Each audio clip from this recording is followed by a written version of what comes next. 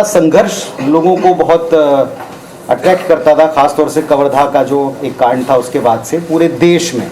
उसी तरीके से हमें लगता है कि वैसे ही गृह विभाग बड़ा फेमस था, लेकिन आपके आने के बाद से कुछ ज़्यादा ही फेमस हो गया है। ऐसा तो नहीं है कि आपको कुछ ज़्यादा ही जिम्मेदारी दे दी? अभी रवि सर का जो सवाल था कि 1 साल अब हो गया, लेकिन आपको क्या लगता है, आपका एक्सपीरियंस क्या कहता है? चुनौतियों में मज़ा आ रहा है? क्योंकि आपको मैंने पहले चुनौतियों में मज़ा ढूंढते देखा है, लगे रहते देखा, तो अभी मज़ा आ रहा है या ऐसा लग रहा है कि कुछ ज़्यादा ही आक्षेप झेलना पड़ रहे हैं? जैसे आपने भी बताया कि एक हवा सी चल पड़ी, ऐसा लगता है जैसे प्रदेश में लॉ एंड ऑर्डर इतना खराब है कि संभवतः यहाँ रहना मुश्किल है। आप क्या मानते हैं? आंकड़ों के आधार पर मैंने बताया अभी इनको, हवा बनाई गई है और आंकड़ों के आधार पर वैसा नहीं है। जो पुरानी सरकार थी उस समय कवर्धा का विषय था, बीरनपुर का विषय था, भिलाई में एक विषय हो गया था, जांजगीर चांपा में हो गया था, सारे विषय हुए थे।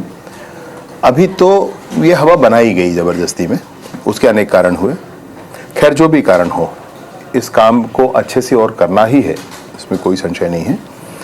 और उसके लिए बहुत सारी चीज़ें कर भी रहे हैं। मतलब एक दो चीज़ें मैंने आपसे कही और अनेक ऐसी चीज़ें हैं मैंने आपसे नहीं कही। जैसे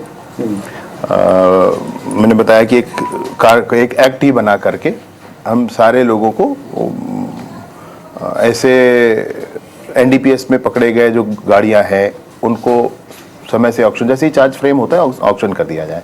पैसा आप रखा है, जो जीतेगा पैसा उसका हो जाएगा, पुलिस या फिर वो व्यक्ति। ऐसे बहुत सारे मॉडिफिकेशंस कर रहे हैं जो गृह विभाग के नाते करना है।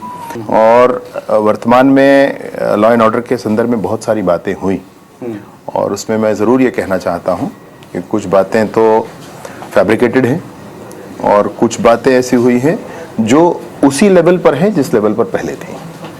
उसे कम करना है, मैं उसे डिनाई नहीं करता हूँ, उसे कम करना है, उसके लिए मेहनत करनी। बात आपने कही कि पुराने संघर्ष और इस संघर्ष का फर्क क्या है, तो पुराने संघर्ष में आनंद था, इस संघर्ष में पीड़ा है। तो इसी पीड़ा को, क्योंकि अब ऐसा लगता है कि ये जो पीड़ा थोड़ी सी दिखाई पड़ी